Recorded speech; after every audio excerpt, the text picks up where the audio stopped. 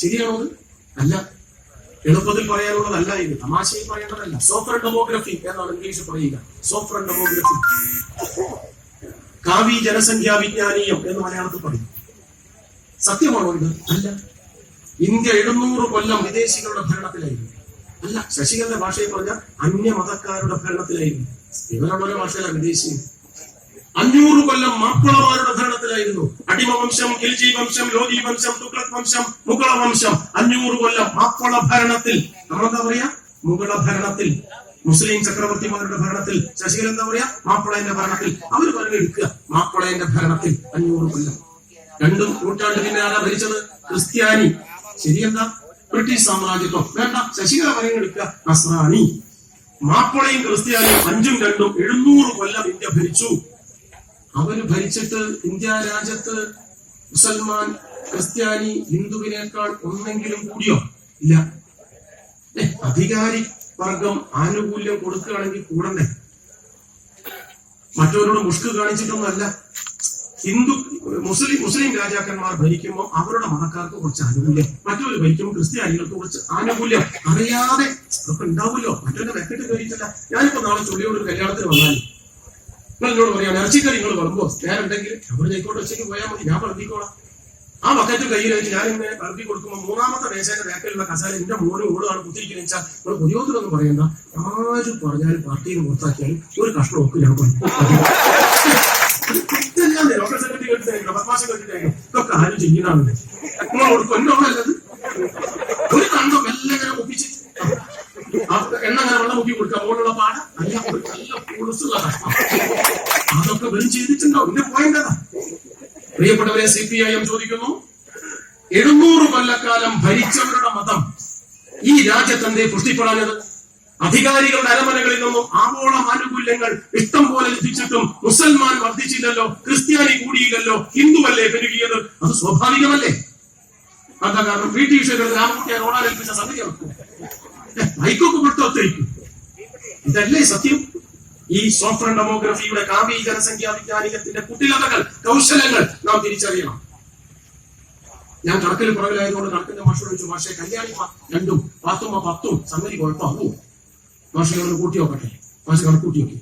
Kalyani 2ഉം Pathumma 10ഉം പ്രസവിച്ചാൽ RSS പറയുന്ന വെള്ളം കൂട്ടാതെ വിഴിഞ്ഞാൽ തൊണ്ട തൊടിക്കാതെ തിന്നാൽ തന്നെ 653 കൊല്ലം കഴിയും ഹിന്ദുവിനേക്കാൾ ഒരു മുസൽമാൻ അധികം ജനിക്കണമെങ്കിൽ. പാത്തുമ്മ 10 പെറ്റാൽ തന്നെ പുറത്ത് പൊള്ളാച്ചിയിൽ അപ്പം ഇവിടുന്ന് കാലിട്ട് കീറ് കൊണ്ടോന്നിട്ട് പോരാ. കല്യാണക്കാരാണോ അല്ലെ കാലിലോട്ടിൽ വിൽക്കാൻ പറ്റിയാണോ നോക്കാൻ? എന്ത് കാര്യത്തിന്? ഇതാണ് RSS നിലപാട്. RSS കണ്ണൂരിൽ ചിന്തൻ ബൈറ്റർ കേട്ടിട്ട് വെച്ചാലാണ് അരക്കാത്ത ട്രൗസർ എടുത്ത് മുന്നോട്ട് കുത്തിരിക്കാത്ത മലയാളം. ചിന്തൻ ബൈറ്റർ കേൾക്കുമ്പോഴൊന്ന് വലിയ സംഭവമായിരിക്കും. 10 ദിവസം അവിടെ കുത്തിരുന്നു. 9ാമത്തെ ദിവസം മോഹൻ ഭഗവത് 10 പ്രമേയം അവതരിപ്പിച്ചു. 3ാമത്തെ പ്രമേയം വീരപ്രസവിനി അവാർഡ് ആണ്. 5ലേറെ പ്രസവിക്കുന്ന ഹിന്ദു അമ്മമാർക്ക് സാരി കൊടുക്കും, 2 ലക്ഷം രൂപ കൊടുക്കും. അതാണ് വീരപ്രസവിനി അവാർഡ്. ഇൻസ്പിറേറ്റ് ചെയ്യാൻ, ഹിന്ദുക്കൾ ഉണ്ടാകുന്നത് വർദ്ധിപ്പിക്കാൻ വേണ്ടിയ മാപ്പിളമാരെ കളച്ചു വെക്കാനാണ് ആ മുദ്രാവാക്യം. ശശികലയും കുമ്മനം രാജശേഖരനും പ്രസംഗിച്ചു, ഹിന്ദു അമ്മമാർ കൂടുതൽ പ്രസവിക്കണം, ഹിന്ദു RSS ചെറുപ്പക്കാർ കൂടുതൽ സന്താനോത്പാദനം നടത്തണം. പഠിച്ചോനെ ഉറുക്കി കെട്ടിയാൽ തന്നെ അത് കുത്തുക മൂരി കെട്ടയച്ച കോലം തയ്ക്കും. RSSകാരനോട് സന്താനോത്പാദനം നടത്താൻ പറയുന്നത് അബദ്ധം പറ്റിപ്പോയതായിരിക്കും.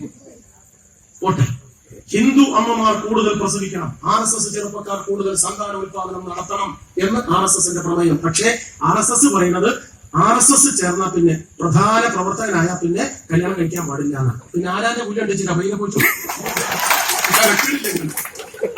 കല്യാണം കഴിക്കാൻ പറ്റില്ല, കുട്ടികളൊക്കെ ഉണ്ടാവും. മൈദപ്പൂട്ട് ഉണ്ടാക്കിയത് ഞാൻ ആക്ഷേപിക്കാൻ പറഞ്ഞതല്ല, ചിരിച്ചു തള്ളാനുള്ളതല്ല ഈ മുദ്രാവാക്യം. ഹിന്ദുവിന്റെ പേരിലാണോ രാഷ്ട്രം ഉണ്ടാവേണ്ടത്? അല്ല, മുസൽമാന്റെ പേരിലാണോ? മുസൽമാന്റെ പേരിലുണ്ടായ രാഷ്ട്രം നന്നാവുമെങ്കിൽ പാകിസ്ഥാൻ എന്തിനാ പിന്നെ ബംഗ്ലാദേശായത്?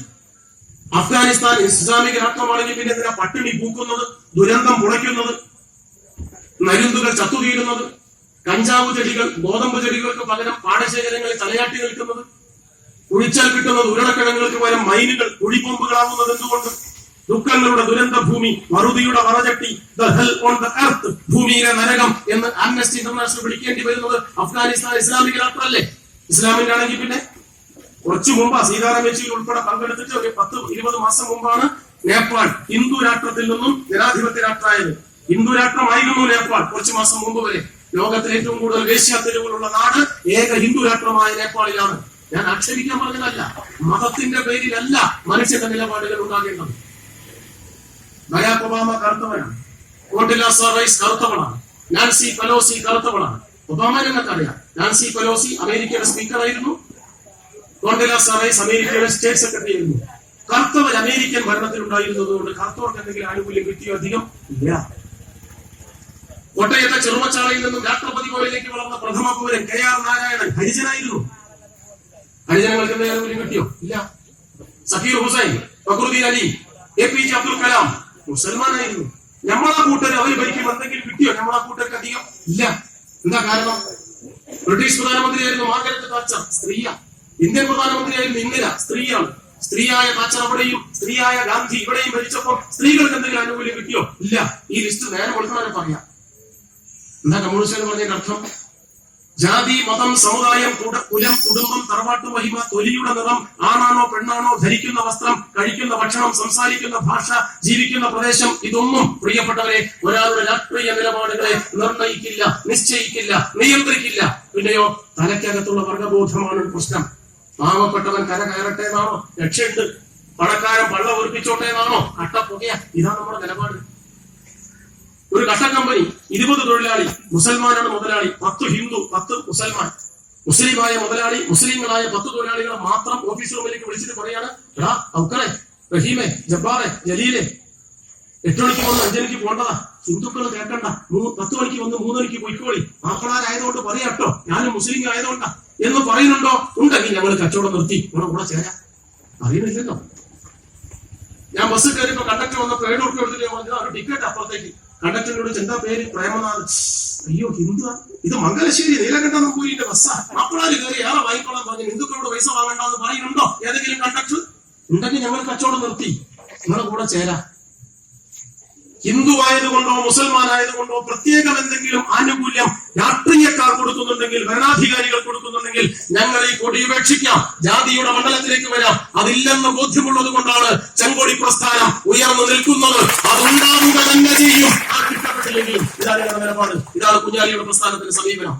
എത്ര വോട്ട് കുറഞ്ഞാലും കിയാമത്ത് നാൾ വരെ ഒരു പാൽ സൊസൈറ്റി ഭരിക്കാൻ പറ്റിയില്ലെങ്കിലും ശരിയുടെ ശിരസ് അരനിമിഷം താഴ്ത്തില്ല കുഞ്ഞാലിയുടെ പ്രസ്ഥാനം. മറക്കണ്ട നിങ്ങൾ. ഇതാണ് നമ്മുടെ നിലപാട്. ഇവിടെയാണ് വിഷയം.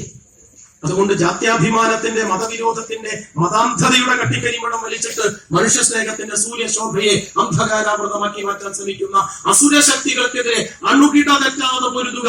ഇതാണ് കമ്മ്യൂണിസ്റ്റുകാരുടെ കടമ. മറ്റു വിശദാംശങ്ങളിലേക്കൊന്നും ഞാൻ പോണില്ല. നേരെ പശുവിനെ കൊല്ലരുതെന്ന നമ്മുടെ അഭിപ്രായം. കുഞ്ഞാലിയുടെ പ്രസ്ഥാനത്തിന്റെ അഭിപ്രായം പശുവിനെ കൊല്ലരുതെന്ന. പശുവിനെ നല്ല ഒന്നിനെയും കൊല്ലരുതെന്ന. എന്നിട്ട് കണ്ണൂരിൽ ധനരാജ് കൊല്ലപ്പെട്ടതിന്റെ പിറ്റേ തന്നെ ഒരു ചങ്ങായി കൊല്ലപ്പെട്ടില്ലേന്ന് അതൊക്കെ നമ്മളോട് പറഞ്ഞിട്ട് എന്താ കാര്യം?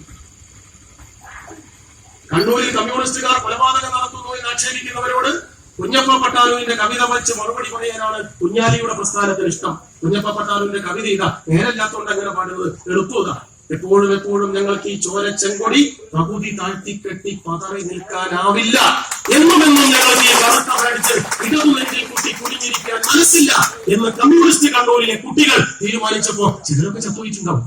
അതൊന്നും കണക്കാക്കണ്ട, അവിടെ നിൽക്കട്ടെ.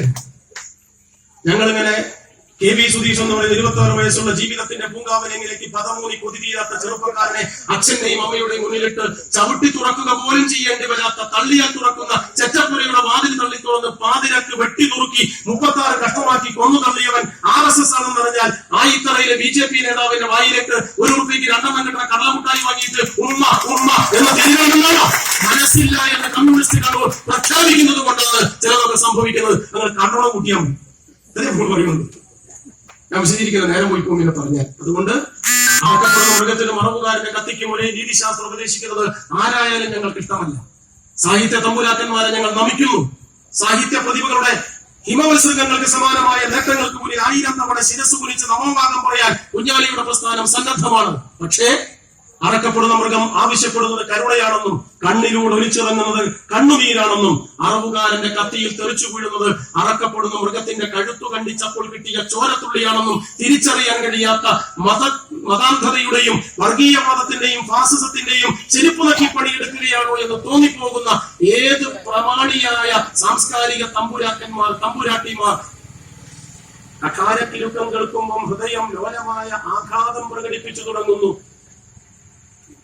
വൃത്തികെട്ട വാർത്തകൾ കേൾക്കുമ്പോൾ, കലാപത്തിന്റെ കഠാരക്കിലുക്കം കേൾക്കുമ്പോൾ വിശാലമായ നെറ്റിത്തടത്തിൽ വിയർപ്പ് മുത്തുകൾ പൊടിയുന്നു എന്നൊക്കെ പറയുന്ന സാഹിത്യ തമ്പുരാക്കന്മാരോട്, തമ്പുരാട്ടിമാരോട് കുഞ്ഞാലിയുടെ പ്രസ്ഥാനം പറയുന്നത്, അറക്കപ്പെടുന്ന മൃഗത്തിനും മറവുകാരന്റെ കത്തിക്കും ഒരേ നീതിശാസ്ത്രം പുലമ്പുന്നത് ഏത് പൊന്നുമോനാണെങ്കിലും അവരോട് പോടാ പുല്ലേ എന്ന് പറയാനാണ് ചെങ്കൊടി പ്രസ്ഥാനത്തിന് ഇഷ്ടം. അതാണ് ഞങ്ങളുടെ ഉത്തരം. ഞാൻ അവിടെ അവസാനിപ്പിക്കുക.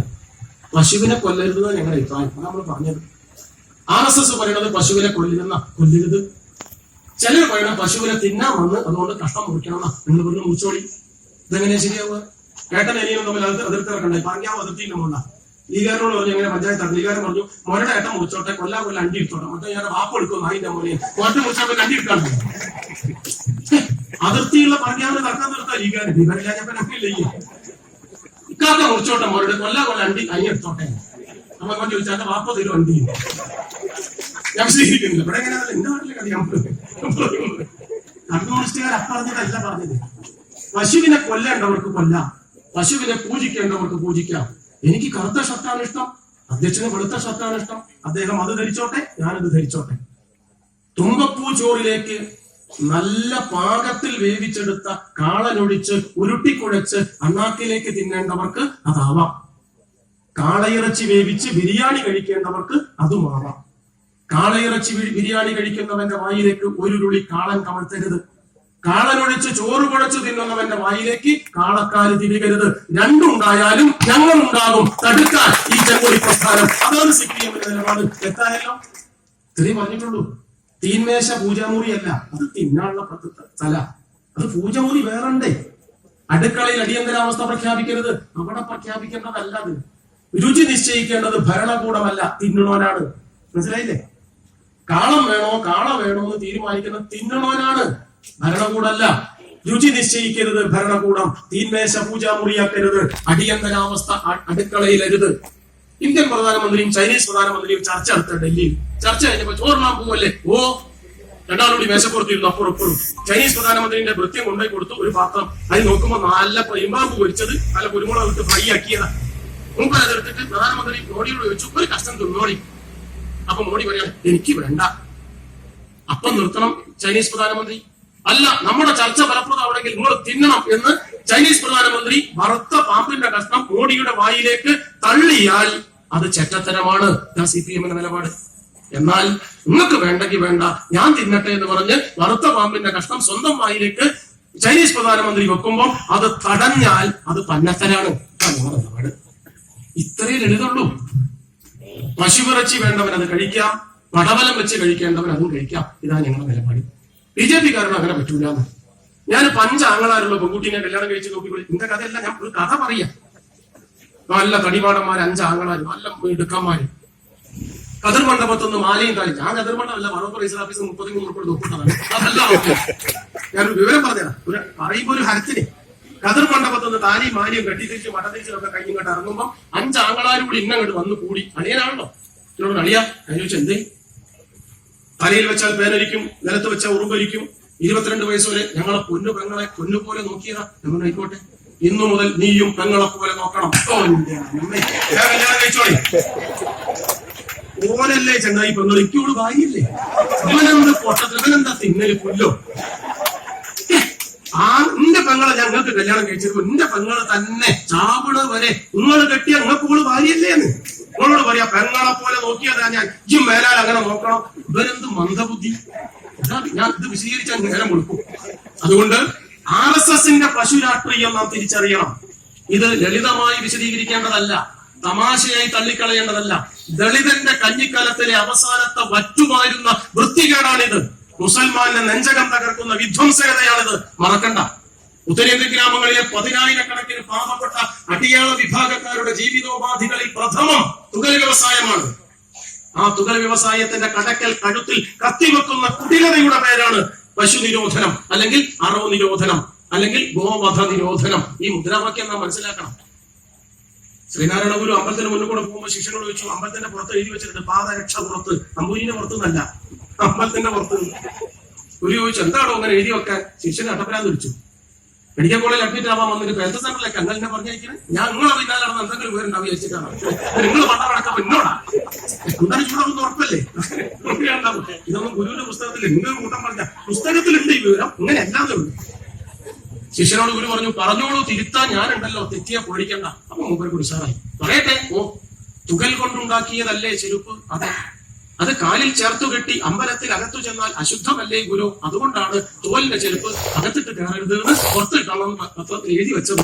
അപ്പൊ ഗുരു പറഞ്ഞ മറുപടി എന്താ അറിയോ? ഓഹോ, കന്നിൻ തോൽ കാലിൽ ചെരുപ്പായി ചേർന്ന് അകത്തു ചെന്നാൽ അശുദ്ധം അല്ലേ? എടോ, ശ്രീകോവിലിന്റെ മുന്നിൽ ശീവേലിക്ക് മുട്ടുന്ന ചെണ്ടയുടെ രണ്ടറ്റത്തും വലിച്ചു കെട്ടിയത് പിന്നെ എന്ത് കുന്തമാണടാ മണ്ട. ഇന്ന് കുമ്മനുണ്ടെങ്കിൽ മൂപ്പര് അടിച്ച് ആഫീസ് കൂട്ടിക്കും. ആരെ? ശ്രീനാരായണ ഗുരുവിന്റെ രക്തസാക്ഷി ദിനം നമ്മൾ ആചരിക്കേണ്ടില്ല. ശ്രീനാരായണ ഗുരു പറഞ്ഞ കുറെ മുമ്പ് ചെണ്ടയുടെ രണ്ടറ്റത്തും വലിച്ചു കെട്ടിയത് പിന്നെ എന്ത് കുന്തമാണടാ മണ്ട. ശ്രീനാരായണ ഗുരുവിന്റെ ചോദ്യം. ഈ ചോദ്യം ചോദിക്കാൻ കരുത്തുണ്ടാവുക എന്നതാണ് കുഞ്ഞാലിയുടെ പ്രസ്ഥാനം നാട്ടുകാരോട് അപേക്ഷിക്കുന്നത്. അതുകൊണ്ട് മതാന്ധതയുടെ രാഷ്ട്രീയത്തിനെതിരായി, പശുവിന് രാഷ്ട്രീയത്തിനെതിരായി, ദളിതർക്കെതിരെയുള്ള രാഷ്ട്രീയത്തിനെതിരായി, സ്ത്രീകൾക്കും ന്യൂനപക്ഷങ്ങൾക്കുമെതിരായ രാഷ്ട്രീയ നിലപാടുകൾക്ക് എതിരായ രാഷ്ട്രീയം ഉയർത്തിപ്പിടിക്കാനാണ് CPIM ശ്രമിക്കുന്നത്. ഞാൻ ചുരുക്കുന്നു. കർണൻ മഹാഭാരത യുദ്ധത്തിൽ മരിച്ചു വീണത് കഴിവ് കുറവുള്ളത് കൊണ്ടല്ല. ചുരുക്കാട് മൂന്നാമത്തെ ചുരുക്കലാണ്. അങ്ങനെയല്ല, ഇത് ലാസ്റ്റ് ബസ്. ഒരാൾ പറഞ്ഞു ലാസ്റ്റ് ബസ് കഴിഞ്ഞാൽ പിന്നെ ബസ് ഉണ്ടാവില്ല. കർണൻ മഹാഭാരത യുദ്ധത്തിൽ മരിച്ചു വീഴുന്നത് കഴിവ് കുറവുള്ളത് കൊണ്ടല്ല. അസ്ത്രവിദ്യകളിൽ അഗ്രമസ്ഥാനീയനാണ് കർണകുമാരൻ. കുന്തിദേവിക്ക് സൂര്യഭഗവാനിനുണ്ടായ പുത്രനാണ് കർണൻ. ആധാർ കാർഡിൽ പേര് ചേർക്കരുതെന്നുള്ള അഡ്ജസ്റ്റ്മെന്റിൽ സമ്മാനം കൊടുത്തതാണ്. മനസ്സിലായില്ലേ? ആധാർ കാർഡിൽ പേര് എടുക്കരുതല്ലോ, അതിന് പകരം കോമ്പൻസേറ്റ് ചെയ്തു. കവച കുണ്ടലം, കവചം വെടിവെച്ചാൽ കൊള്ളാത്ത കുപ്പായം എന്ന് പറഞ്ഞാൽ അന്നത്തെ ഭാഷയിൽ അമ്പേറ്റാൽ തുളയാത്ത മാർച്ചട്ട, അതാ കവചം. കുണ്ടലം എന്ന് പറഞ്ഞാലോ ത്രൈലോക്യം ജയിക്കാൻ അപാര ശക്തിയും സ്വാധീനവുമുള്ള കമ്മൽ, അതാ കുണ്ടലം. ഇതുമായിട്ടാ കർണം വളർന്നു വീരാളിയായി, പോരാളിയായി, വില്ലാളിയായി, ഉഷാറായി. കുരുക്ഷേത്ര യുദ്ധത്തിന് കാഹളം ഉയർന്നു. ഒരു ദിവസത്തെ യുദ്ധം കഴിഞ്ഞു. അർജുനൻ പടകുടീരത്തിൽ വിശ്രമിക്കുക, ടെന്റ് കെട്ടിയിട്ട്. അർജുനൻ ഡ്രൈവർ കൃഷ്ണനാണല്ലോ, തേരാളി. അദ്ദേഹം അർജുനന്റെ ടെന്റിന് എടുത്തു കൂടെ അങ്ങനെ പോകുമ്പോൾ ഉള്ളൊന്ന് ഭയങ്കര ഒച്ച. ആദ്യം വിചാരിച്ച MS പത്രസമ്മേളനം. അങ്ങനെയല്ല, ഒരു ഇരുമ്പിനോട് ഇരുമ്പോ അയാൾ മോശമായിട്ടല്ലാന്ന് തിരിച്ചാലേ. കൃഷ്ണൻ ആദ്യം വിചാരിച്ച MS പത്രസമ്മേളനമാണ്. പിന്നെ പാളി പൊക്കി, ഇതോടെ പടകുടീരത്തിന്റെ പാളി പൊക്കി നോക്കിയപ്പോ അർജുനൻ അമ്പ് മുറിച്ചു വിട്ട. വയലാറ് പറയുന്ന പോലെ ഉരുക്കുരുക്കിലുരയുന്ന ശബ്ദം. അങ്ങനെയാ, ഇരുമ്പിട്ട് വരയ്ക്കുകയാണ്. അരം കൊണ്ട് ഇരുമ്പ് മുറിച്ചു വിട്ട. കൃഷ്ണൻ ചോദിച്ചു, ഉറങ്ങരുതോ അർജുന, എന്തിനാ അങ്ങനെ മെനക്കെടുന്നത്? കണ്ണാ, നാളത്തെ പടനായകൻ കർണനത്രേ. അവന്റെ നെഞ്ചു തുളയാൻ അമ്പിന് മൂർച്ച പോരെങ്കിലോ മുണ്ട് മൂർച്ച കൂട്ടുക. കൃഷ്ണൻ പറഞ്ഞു, എന്ത് പൊട്ടനാണോ? കർണന്റെ മാർച്ചട്ടയുണ്ട്, അത് തുളയില്ല ആഗ്നേയാസ്ത്രം കൊണ്ടുപോലും. നീ നേരത്തെ കിടക്കാൻ നോക്കണോ? എന്ത് മെനക്കെട്ടാലും കർണനെ നാളെ കൊല്ലാനാവൂല എന്ന് കൃഷ്ണൻ. അപ്പം